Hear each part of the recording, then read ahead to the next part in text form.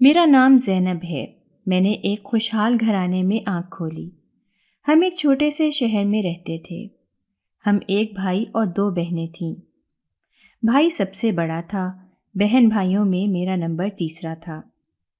چھوٹی ہونے کی وجہ سے میں گھر بھر کی لاڈلی تھی، خاص طور سے بھائی مجھے بہت چاہتا تھا اور میرا بہت خیال رکھتا تھا۔ میرے ابا کی پرچون کی دکان تھی جو کہ مشترکہ تھی، کیونکہ وہ دکان دادا نے بنائی تھی، لیکن اس چھوٹی سی پرچون کی دکان کو ابا نے اپنی محنت سے ایک بڑے جنرل اسٹور میں تبدیل کیا تھا، اور اس میں ساری محنت ابا کی تھی، کیونکہ دکان کا سارا کام ابا ہی سنبھالتے تھے۔ چچا نے کبھی دکان پر بیٹھنے یا کام کرنے کی زحمت نہیں کی تھی۔ چچا کو جتنے پیسوں کی ضرورت ہوتی وہ دکان پر آ کر ابا سے لے جاتے۔ ابا نے چچا کو اپنی اولاد کی طرح پالا تھا اور بڑی دھوم دھام سے چچا کی شادی کی تھی، اس لیے ابا نے چچا کو کبھی روک ٹوک نہیں کی تھی۔ لیکن شادی کے بعد ہم سب نے چچا کے رویے میں واضح تبدیلی محسوس کی تھی۔ انہوں نے چچی کے اشاروں پر چلنا شروع کر دیا تھا اور چچی کا مزاج مل جل کر رہنے والا نہیں تھا۔ وہ تنگ دل اور شاطر فطرت کی مالک تھیں۔ شادی کے بعد بھی چچا اپنا زیادہ وقت چچی کے ساتھ گھومنے پھرنے میں گزار دیتے تھے، اور ان کا بیٹا سعد زیادہ تر اماں کے پاس رہتا تھا، یا اگر یہ کہا جائے کہ سعد کو اماں نے ہی پالا تھا تو غلط نہ ہوگا۔ اماں نے کبھی بچوں میں فرق نہیں کیا تھا۔ انہوں نے اپنی سگی اولاد کی طرح سعد کا خیال رکھا تھا، اور سعد کو بھی چچی سے زیادہ اماں سے لگاؤ تھا۔ وہ اپنی سگی ماں سے زیادہ ہمیشہ اماں کے آگے پیچھے گھومتا تھا۔ سعد مجھ سے کچھ سال بڑا تھا۔ میں اور سعد ایک ساتھ کھیلتے اور پڑھتے تھے۔ بھائی اور باجی بھی سعد سے پیار کرتے تھے، لیکن میری اور سعد کی دوستی بڑی گہری اور مضبوط تھی۔ زندگی اسی طرح آرام اور سکون سے گزر رہی تھی کہ اچانک سے ابا کی طبیعت خراب رہنے لگی تھی۔ ابا کو صرف معمولی بخار ہوا تھا، مگر کمزوری اتنی بڑھی کہ ابا کی دکان پر جانے کی ہمت نہیں ہوتی تھی۔ اس لیے مجبوراً ابا کی بیماری کی وجہ سے چچا نے اسٹور سنبھالنا شروع کر دیا تھا۔ سوچا تو ابا نے یہ تھا کہ جس طرح انہوں نے آج تک چھوٹے بھائی کا خیال کیا ہے، چھوٹا بھائی بھی اسی طرح ان کا اور ان کے بچوں کا خیال کرے گا، مگر چچا کے تو تیور ہی الگ تھے۔ شروع میں تو سب ٹھیک تھا، لیکن پھر آہستہ آہستہ چچا نے خرچ سے ہاتھ کھینچنا شروع کر دیا تھا۔ وہ اماں کو خرچ کے لیے انتہائی کم رقم دینے لگے تھے، جس میں گھر کا گزارا بہت مشکل ہو گیا تھا۔ اپنا کھانا پکانا تو چچی پہلے ہی الگ کر چکی تھیں، اتنے کم پیسوں میں تو گھر کا چولہا ہی بہت مشکل سے جلتا تھا۔ بچوں کی پڑھائی کے اخراجات اور ابا کی دوائی کے پیسے کہاں سے آتے؟ اماں نے چچا سے کم خرچ کی بات کی تو ان کے پاس 100 بہانے تھے۔ ان کا کہنا تھا کہ وہ اکیلے آدمی ہیں، پورا اسٹور وہ اکیلے نہیں سنبھال سکتے، اس لیے انہوں نے ملازم بڑھا دیے ہیں اور خرچہ بھی بڑھ گیا ہے، اور سامان بھی اب پہلے سے مہنگا ہو گیا ہے۔ پہلے والے حالات اب نہیں رہے، اس لیے یا تو آپ احمد کو اسکول کی پڑھائی سے اٹھا کر اسٹور پر بھیجنا شروع کریں تاکہ وہ میری مدد کروا سکے، یا پھر انہی پیسوں میں گزارا کریں۔ بھائی اس وقت میٹرک میں تھا۔ ابا کی خواہش تھی کہ ان کے سب بچے تعلیم حاصل کریں، اس لیے ابا کو چچا کی شرط منظور نہیں تھی۔ اسٹور کے پرانے ملازم رحمت چاچا ابا کی عیادت کے لیے آئے تو انہوں نے ابا کو بتایا تھا کہ اسٹور پہلے کی طرح ٹھیک چل رہا ہے، اور چچا نے چیزوں کی قیمتوں میں بھی اضافہ کر دیا ہے، اس لیے منافع بھی پہلے سے زیادہ ہو رہا ہے۔ ابا کو چچا کے رویے اور غلط بیانی پر بہت دکھ ہوا تھا، مگر انہوں نے چچا کو ایک لفظ نہ کہا، اور وہ بالکل خاموش ہو گئے تھے۔ اماں ایک سمجھدار عورت تھیں، وہ چچا کے لالچ کو اچھی طرح سمجھ گئی تھیں، اس لیے انہوں نے گزر بسر کرنے کے لیے خود ہاتھ پاؤں مارنے کا فیصلہ کیا تھا۔ اماں نے محلے میں سلائی کا کام کرنا شروع کر دیا تھا۔ اماں سلائی اور کڑھائی میں ماہر تھیں، اس لیے جلد ہی اماں کو سلائی کا کام ملنا شروع ہو گیا تھا۔ چچی کو اس پر بھی اعتراض تھا کہ اماں سلائی کا کام کر کے خاندان اور محلے والوں میں چچا کی بے عزتی کروا رہی ہیں، مگر اماں نے کسی کی بات پر کان نہ دھرنے کا فیصلہ کر لیا تھا۔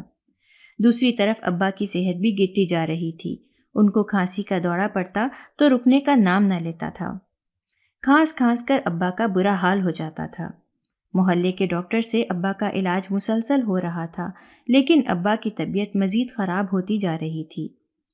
محلے کے ڈاکٹر نے ابا کو شہر کے بڑے ہسپتال لے جانے کا مشورہ دیا تھا، لیکن اماں کے پاس اتنی رقم نہیں تھی کہ وہ ابا کو دوسرے شہر لے جا سکتی۔ اماں نے ابا کو شہر کے بڑے ہسپتال لے جانے کے لیے تھوڑے بہت پیسے جوڑنے شروع کر دیے تھے۔ تھوڑی رقم جوڑنے میں بھی اماں کو کچھ عرصہ لگ گیا تھا۔ یوں اماں ابا کو بڑے ہسپتال چیک اپ کے لیے لے گئی تھیں۔ ہسپتال تو سرکاری تھا، لیکن وہاں بھی ہر چیز کی فیس تھی۔ پرچی بنانے سے لے کر ٹیسٹ کروانے تک اور دوائیاں خریدنے تک اماں کے جمع کیے ہوئے سارے پیسے خرچ ہو گئے تھے۔ ڈاکٹر نے ابا کو ہسپتال میں داخل کروانے کا مشورہ دیا تھا تاکہ ابا کی دیکھ بھال اور علاج ٹھیک سے ہو سکے۔ اماں کچھ بھی کر کے ابا کا علاج کروانا چاہتی تھیں، لیکن ابا کو ہسپتال داخل ہونا منظور نہ تھا۔ شاید ابا کو علم تھا کہ ابا کی دوائی کے اخراجات اماں کی پہنچ سے باہر تھے، اور چچا نے تو ایک بار جھوٹے منہ بھی نہ پوچھا تھا، اس لیے ابا نے واپس گھر چلنے کی ضد لگا لی تھی۔ یوں اماں اور بھائی ابا کو ہسپتال سے گھر لے آئے تھے۔ ڈاکٹر نے ابا کو دوائی لکھ دی تھی کہ اگر مزید طبیعت خراب ہو تو یہ دوائی استعمال کروانی ہے، لیکن دوائی خریدنے کی نوبت ہی نہیں آئی تھی، اور ایک رات ابا کا خاموشی سے انتقال ہو گیا تھا۔ اماں یہی سمجھ رہی تھیں کہ شاید شہر میں علاج کی وجہ سے ابا کو فرق پڑا ہے اور وہ پرسکون ہو کر سو رہے ہیں، مگر اماں کو علم نہ تھا کہ ابا تو ہمیشہ کے لیے چین کی نیند سو گئے ہیں۔ ابا کا انتقال ہو گیا تھا اور اماں 3 چھوٹے بچوں کے ساتھ بیوہ ہو گئی تھیں۔ میری عمر اس وقت 10-12 سال کے قریب تھی۔ اماں کو ابا کی موت کا بہت دکھ تھا۔ ہم بہن بھائی بھی ابا کے مرنے سے بہت غمزدہ ہو گئے تھے۔ ابھی ابا کی موت کو زیادہ عرصہ بھی نہیں گزرا تھا کہ چچا نے دکان کے خسارے میں جانے اور پھر گھر اور دکان کا بٹوارا کرنے کی بات کی، تو اماں کو زیادہ حیرت نہیں ہوئی تھی۔ اماں یہ بھی جانتی تھیں کہ دکان میں سے انہیں کچھ زیادہ روپیہ ملنے والا نہیں ہے، کیونکہ چچا نے پہلے ہی جتا دیا تھا کہ دکان خسارے میں جا رہی ہے۔ اماں نے چچا کے سامنے یہ شرط رکھی تھی کہ دکان اور مکان آدھا آدھا کرنے کے بجائے اگر ایک فریق دکان کا مالک بن جائے اور ایک مکان کا تو زیادہ مناسب رہے گا۔ یہ تجویز چچا کو بھی پسند آئی تھی، کیونکہ چلتی دکان سے سرمایہ نکالنے کو ان کا بھی دل نہیں تھا، اور بنا محنت کے حاصل ہونے والا چلتا کاروبار چھوڑنے کو بھی چچا تیار نہیں تھے۔ اگر پورا کاروبار ان کا ہوتا تو اس کے منافع سے وہ دوسرا مکان آسانی سے بنا سکتے تھے۔ لہٰذا چچا نے دکان لینے کا فیصلہ کیا تھا اور مکان اماں کو لینے کا کہا تھا۔ اماں نے منظور کر لیا تھا۔ میرے بڑے بھائی احمد نے اماں کے اس فیصلے سے اختلاف کیا تھا۔ وہ ابا کی محنت سے کھڑا کیا ہوا کاروبار چچا کے نام کرنے کے حق میں بالکل نہیں تھا، لیکن اماں نے اسے سمجھا دیا تھا کہ اس وقت جو مل رہا ہے وہی غنیمت ہے۔ بعد میں یہ ثابت ہوا تھا کہ اماں کا یہ فیصلہ ہمارے حق میں بہت بہتر تھا۔ ایک تو دکان لینے کی صورت میں اسے سنبھالنے والا کوئی نہیں تھا، بھائی ابھی چھوٹا اور نا تجربہ کار تھا، اور اماں نہیں چاہتی تھیں کہ وہ پڑھائی چھوڑ کر روزگار کے لیے دھکے کھائے، اور گھر چھوڑنے کی صورت میں اماں ہم بچوں کو لے کر کہاں جاتی۔ یہ محلہ پرانا تھا اور یہاں سب لوگ ایک دوسرے سے واقف تھے، اور محلے کے لوگ خاص طور پر ہمارا خیال بھی رکھتے تھے۔ اگر ہم یہ محلہ چھوڑ کر نئی جگہ جاتے تو پتہ نہیں وہاں کے لوگ کیسے ہوتے، اور اماں یہ بھی جانتی تھیں کہ چچا انہیں دکان کا پورا حصہ کبھی نہیں دیں گے، بلکہ کچھ رقم دے کر ٹرخا دیں گے، کیونکہ چچا کی آنکھوں پر لالچ کی پٹی بن چکی تھی۔ اماں نے جو فیصلہ کیا وہ ہمارے بہتر مستقبل کے لیے تھا۔ اگرچہ اس وقت ہمیں سمجھ نہیں آئی تھی، لیکن بعد میں ہمیں احساس ہوا تھا کہ اماں نے بڑی دور اندیشی سے کام لیا تھا۔ دکان لینے کے بجائے ہمارے لیے اس محلے میں رہنا زیادہ محفوظ اور مستحکم تھا، جہاں سب ایک دوسرے کا ساتھ دیتے تھے۔ مکان بڑا اور 2 منزلہ بنا ہوا تھا۔ اماں نے ایک شریف فیملی دیکھ کر اوپر کا پورشن کرائے پر دے دیا تھا، اور نیچے کا پورشن ہمارے استعمال میں تھا۔ ہم 4 لوگ ہی تو تھے، نیچے کا پورشن بھی ہماری ضرورت سے کافی زیادہ تھا، اس لیے اماں نے ایک کمرے میں لڑکیوں کو سلائی کڑھائی کا کام سکھانا شروع کر دیا تھا۔ ہمارے گھر کا گزارا چلنے لگا تھا۔ ہم بہن بھائی پڑھنے میں مصروف ہو گئے تھے۔ کہتے ہیں کہ ایک در بند ہوتا ہے تو 100 در کھل جاتے ہیں۔ بازار میں ابا کے دوست کی کپڑوں کی دکان تھی، اور اب وہ اپنے بیٹے عمر کے لیے بوتیک کھولنا چاہتے تھے۔ ان دنوں بوتیک کا کام کافی چل رہا تھا، اس لیے انہوں نے اپنے بیٹے کے کاروبار کے لیے اسی کام کا انتخاب کیا تھا۔ انہیں اماں کے سلائی سینٹر کا علم ہوا تو انہوں نے اماں کو کپڑوں کی تیاری کا آرڈر دے دیا تھا۔ کپڑا اور سامان ان کا ہوتا تھا اور اماں کو صرف سوٹ سلائی کرنے ہوتے تھے۔ اماں نے ان کی پسند کے مطابق لڑکیوں سے کپڑے تیار کروا کر انہیں دیے تھے، جو انہیں بہت پسند آئے تھے۔ اس طرح سے یہ سلسلہ چل نکلا تھا۔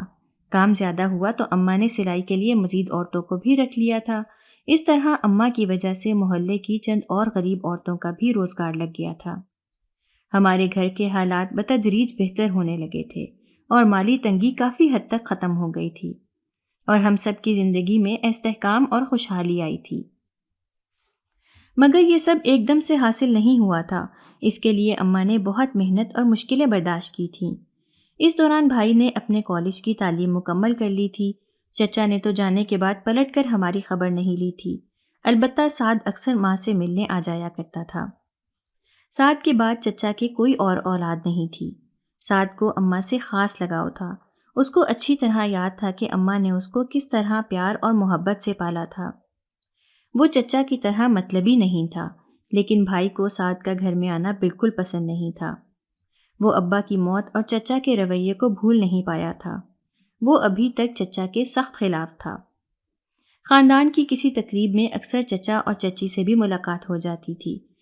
احمد بھائی چچا سے ملنا تو دور کی بات، اماں کے کہنے کے باوجود چچا کو سلام بھی نہیں کرتا تھا۔ میں اور باجی چچا اور چچی سے مل لیتے تھے۔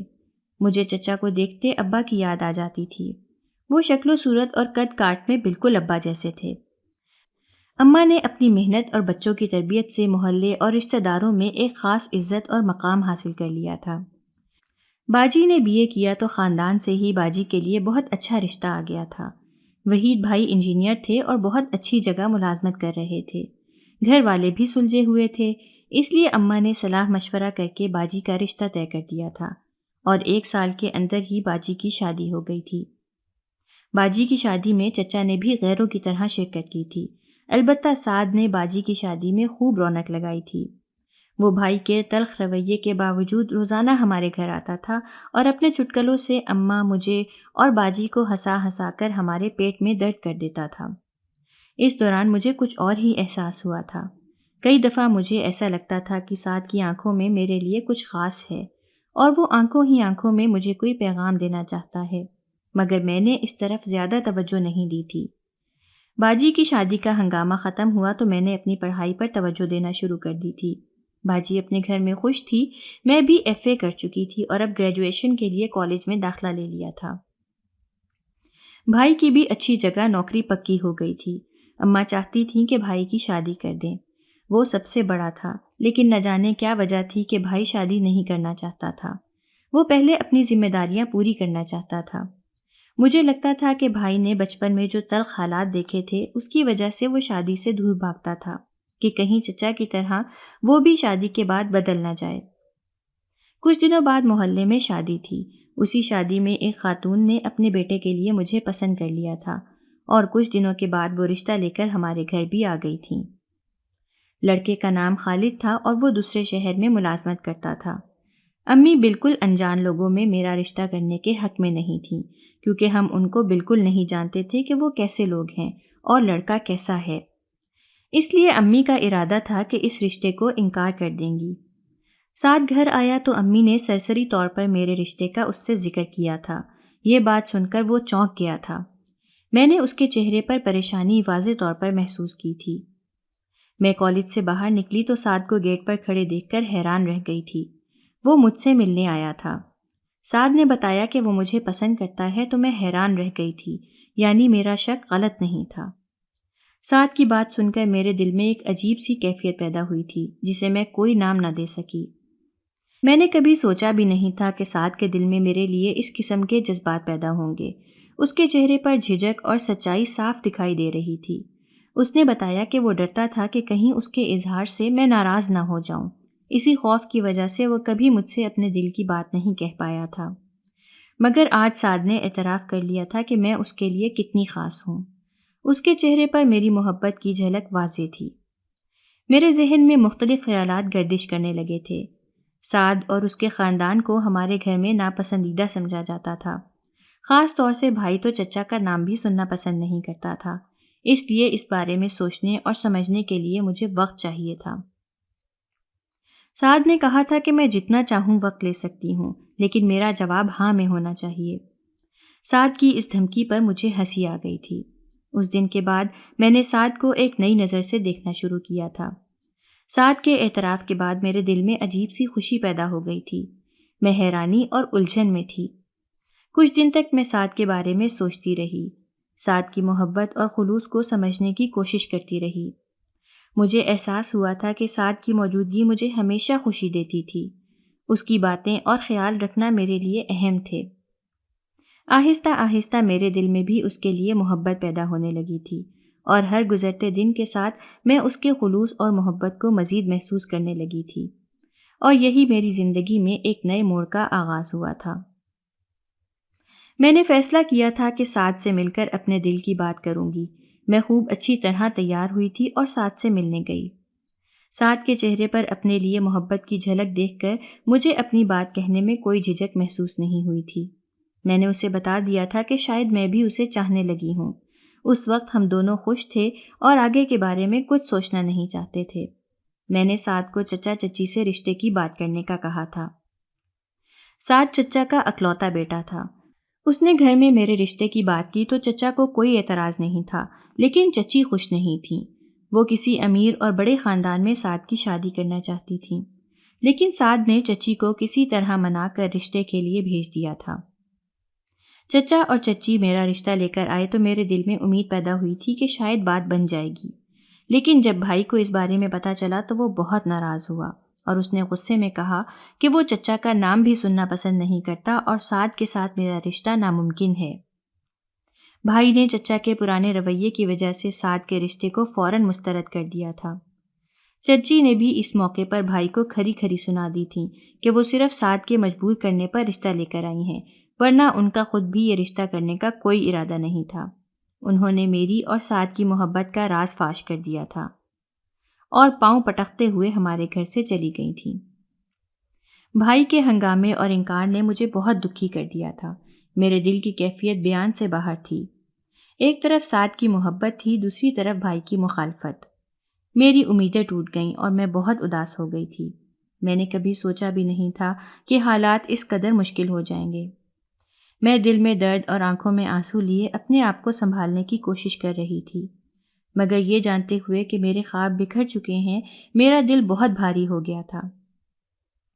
بھائی کو تو علم ہی نہیں تھا کہ میں سعد سے محبت کرتی تھی، بلکہ گھر میں کسی کو بھی اس بات کا اندازہ نہیں تھا۔ لیکن چچی کی میری اور سعد کی محبت کی بات کرنے کے بعد بھائی مجھ سے سخت ناراض ہو گیا تھا۔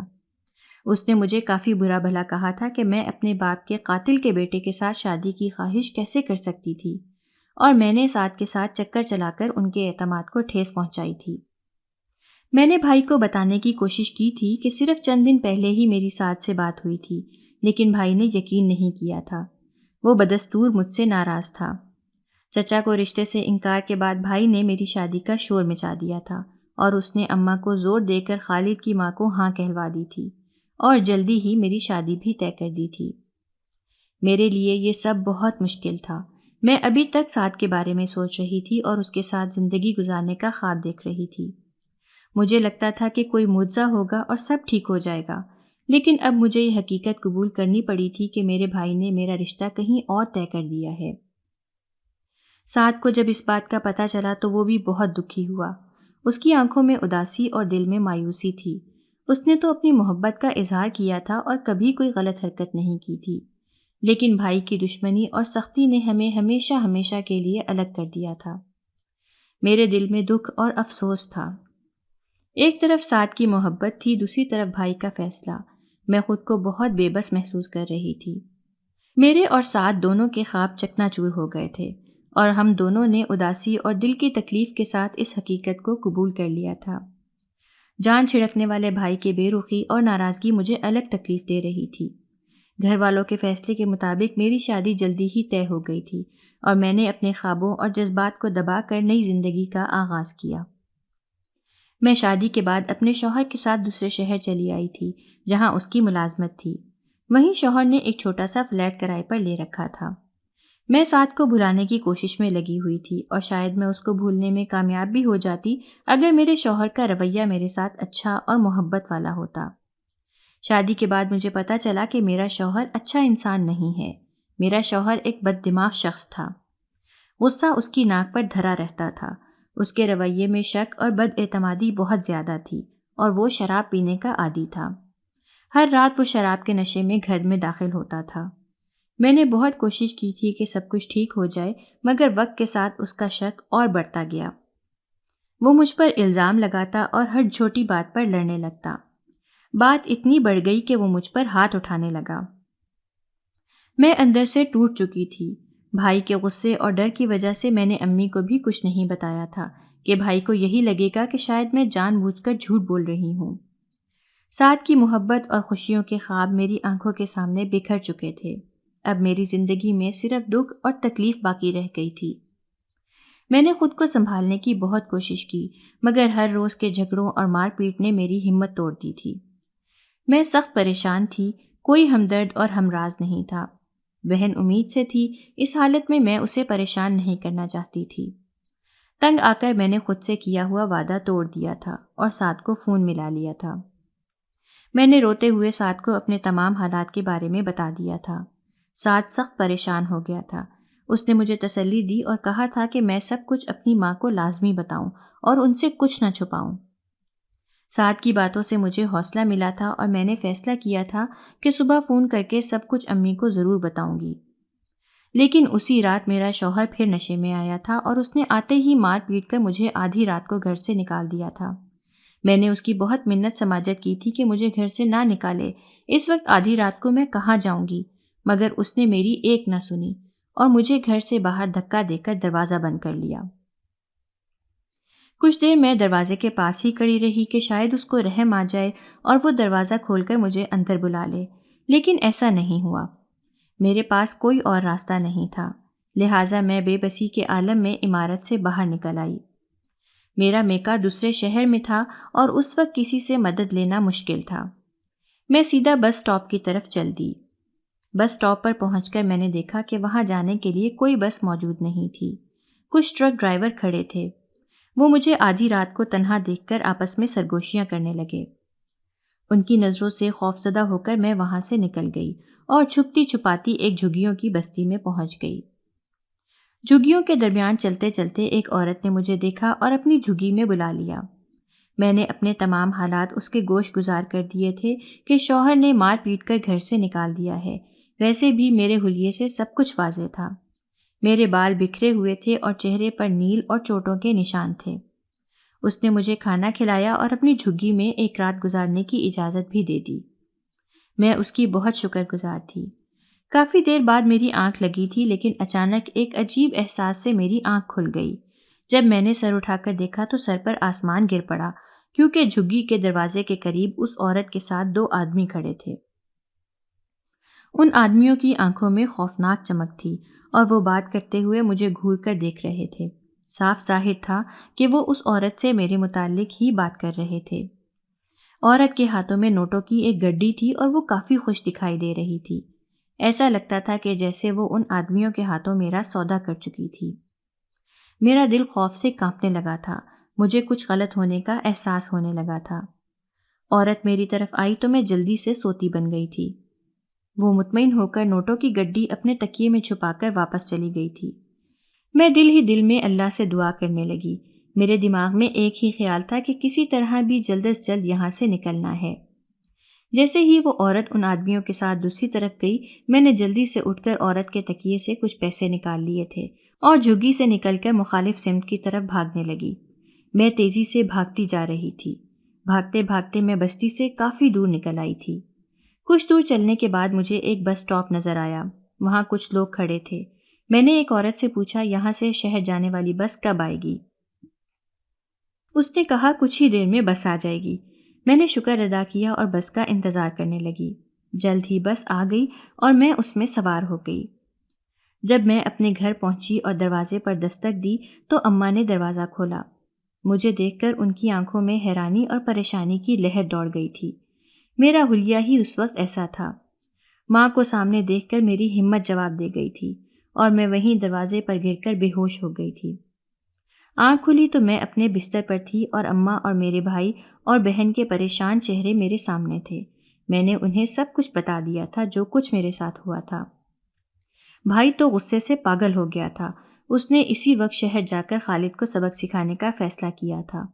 امی اور بہن نے اسے بمشکل روکا تھا۔ بھائی میری حالت دیکھ کر بہت دکھی تھا اور اس کی آنکھوں میں ندامت تھی۔ اس نے مجھ سے معافی مانگی اور کہا کہ یہ سب اس کی جلد بازی کی وجہ سے ہوا ہے۔ اس نے خالد کے بارے میں ٹھیک سے معلومات بھی حاصل نہیں کی تھی اور جلد شادی کا فیصلہ کر لیا تھا۔ مگر اب بھائی کی ندامت سے کچھ نہیں ہونے والا تھا۔ میری زندگی برباد ہو چکی تھی۔ اماں نے فون کر کے میری ساس کو تمام صورتحال سے آگاہ کر دیا تھا۔ میری ساس کو جب صورتحال کا علم ہوا تو وہ ہمارے گھر آئی تھیں۔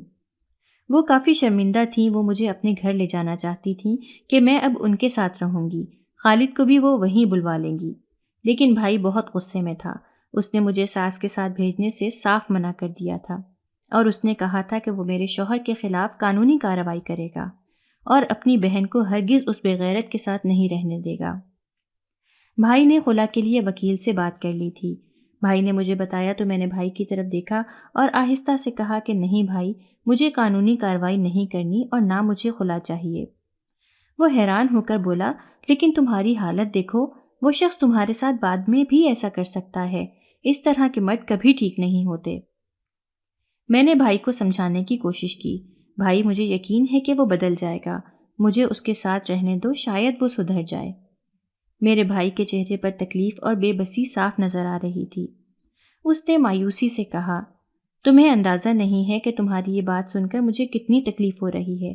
میں صرف تمہیں خوش دیکھنا چاہتا ہوں، لیکن تم اپنے آپ کو اذیت میں مبتلا رکھنا چاہتی ہو۔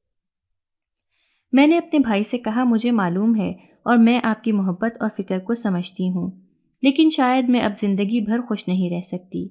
بھائی، اس لیے کوئی بھی ہو، بس اب تو مجھے اپنی زندگی کا وقت پورا کرنا ہے۔ مجھے خالد کو ایک اور موقع دینا چاہیے، شاید ہمارے تعلقات بہتر ہو جائیں۔ بھائی کی آنکھوں میں آنسو تھے۔ اس نے کہا، میں نے اپنی ضد اور انا کی وجہ سے تمہاری زندگی برباد کر دی ہے۔ اب تم اپنی زندگی سے یہ انتقام مت لو۔ میں خالد سے علیحدگی نہیں چاہتی تھی اور اس کے ساتھ رہنا چاہتی تھی، لیکن اس کو میرے ساتھ رہنا منظور نہ تھا، اس لیے اس نے خود ہی مجھے طلاق بھجوا دی تھی۔ میں اپنی عدت کے دن پورے کرنے لگی۔ پھر ایک دن مجھے خبر ملی کہ سعد بیمار ہے، اس کی طبیعت کافی خراب ہے۔ سعد میری پہلی محبت تھا، لیکن بھائی اور چچی کی وجہ سے ہمارا رشتہ نہیں ہو سکا تھا۔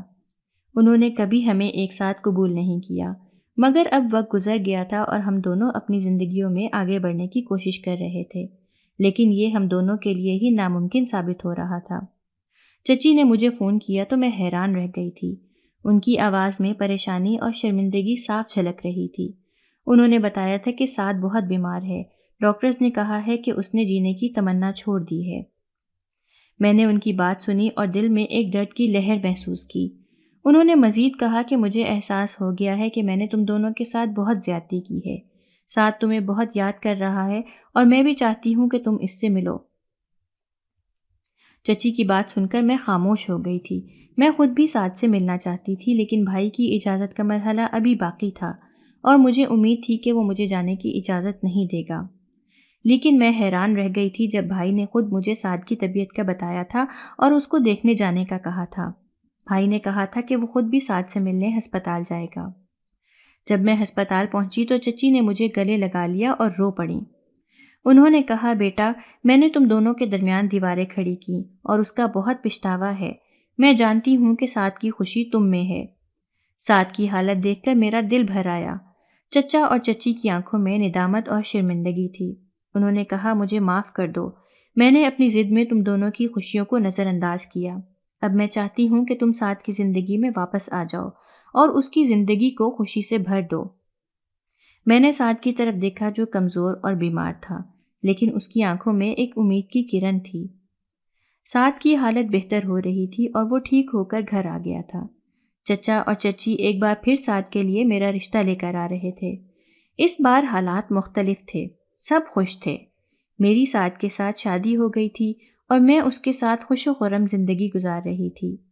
میں خوش تھی کہ میں نے اپنی محبت کو پا لیا تھا۔